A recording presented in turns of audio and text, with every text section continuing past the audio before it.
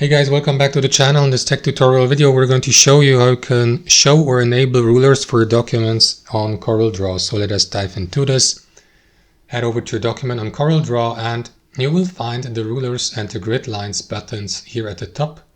You may also use the shortcut Alt-Shift-R. So as you can see, the vertical and horizontal rulers is being displayed here, and as well as grid lines. Now, if you'd like to customize the appearance of grid lines and rulers, navigate to Layout, choose Document Options, navigate to Grid or Rulers, and go through these menus here. For example, you may display the grid lines per millimeter and set also horizontal value here. Let me go to, let's say, 1 unit, and do the same here for vertical.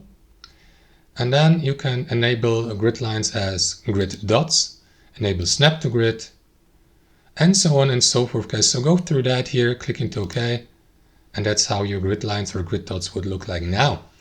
And that's how it works. Thanks for watching. I hope you enjoyed it, got some value from it, and we'll see you next time on our channel.